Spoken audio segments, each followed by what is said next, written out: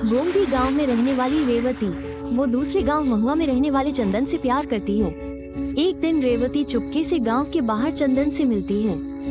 चंदन, इससे पहले कि पिताजी किसी और से शादी कर ले, चलो हम दोनों भागकर शादी कर ले। मैं अपने कपड़े सूटकेस में पैक करके आपके गांव आऊंगा। हम तुम्हारे गांव के दुर्गा मंदिर में शादी करेंगे। अगर वहां कोई ज्यादा नहीं आता तो ठीक रहेगा। चलो हम दोनों भाग चलते हैं। तुम पागल हो क्या? उस मंदिर में कोई पूजा भी नहीं करता और तुम्हें जाना पड़ता है। अरे, क्या तुम्हें पता है कि वो मंदिर शापित है? यदि गांव का कोई भी पुरुष या महिला उस मंदिर में पूजा या कोई भी शुभ कार्य करता है, उसका शरीर लकवाग्रस्त हो जाता है और अगले दिन उसकी मृत्यु हो जाती है। मैं इन सब बातों पर विश्वास नहीं करता, ये सब अंधविश्वास है। मुझे कल ही शादी करनी है, मुझे कल ही शादी करनी है। यदि तुम कल मंदिर में मुझसे नहीं मिले तो मैं तुम्हें ठीक कर दूंगा। चंदन रेवती से सहमत नहीं है और वे कल उस शापित मंदिर में शादी कर लो। शादी करने के बाद चंदन रेवती को अपने घर ले आता है और शाम को चंदन कोर्ट में लेट जाता है।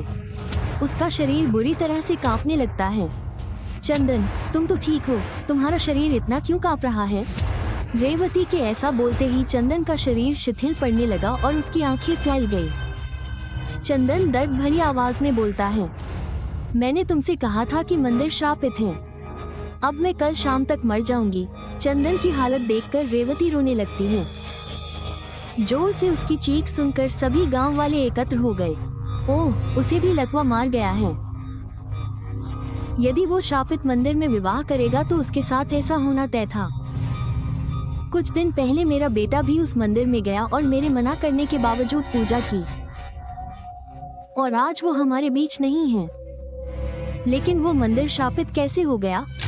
जैसे ही रेवती ने ऐसे प्रश्न पूछे, गांव वाले दंग रह गए और वे सब अपने रास्ते से हटने लगे। रेवती को बिना कुछ बताए कोई कुछ क्यों नहीं कहता? उस शापित मंदिर के कारण लोग ऐसे हो जाते हैं और मारे जाते हैं, फिर भी कोई कुछ नहीं कर रहा। लेकिन मैं पता लगाऊंगा कि शापित मंदिर शापित क्यों हुआ, और मैं कल शाम से पहले अपने पति को ठीक कर लूंगी, चाहे जो भी हो।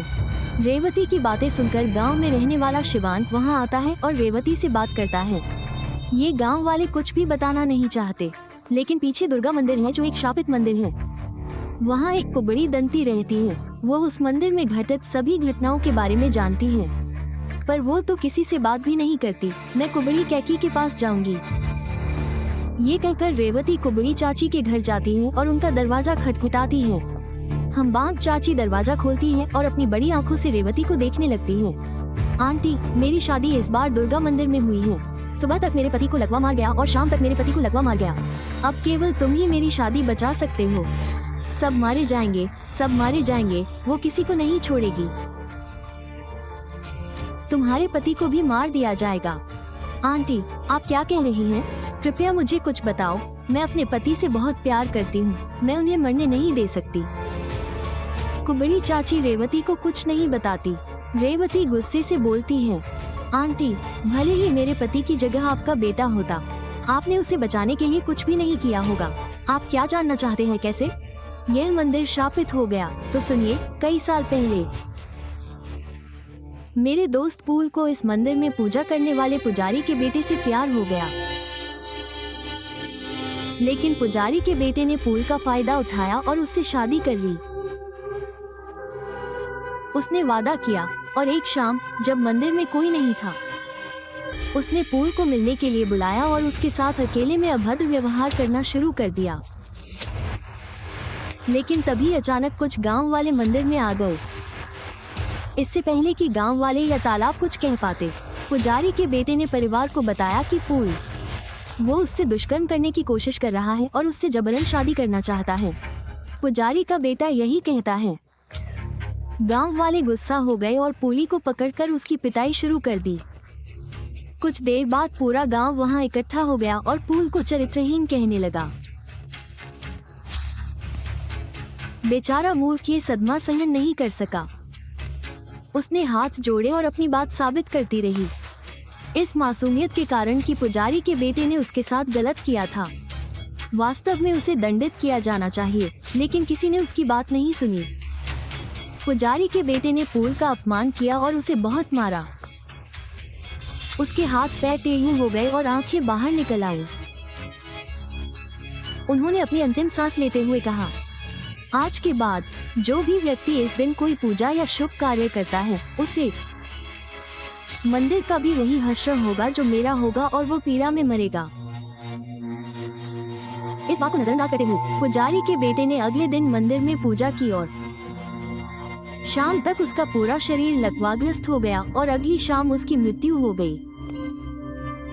उसी दिन से सभी गांव वालों को यकीन हो गया कि पुल सही कह रहा था।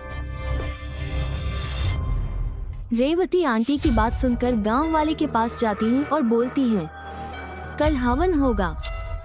शापित मंदिर में मूर्ख की आत्मा को मुक्त करने के लिए यदि आप सभी अपने पापों की क्षमा मांगना चाहते हैं, पुल से लेता है तो निश्चित रूप से प्रसाद के लिए आते हैं। रावती की बातें सुनकर गांव के सभी लोग मंदिर में आयोजित हवन में शामिल हुए। उन्होंने मंदिर में कुंड का एक बड़ा चित्र रखकर उसकी पूजा भी की। ऐसा करते ही पुल की आत्मा मुक्त हो जाती है। चंदन भी पूरी तरह ठीक होकर घर आ जाता है।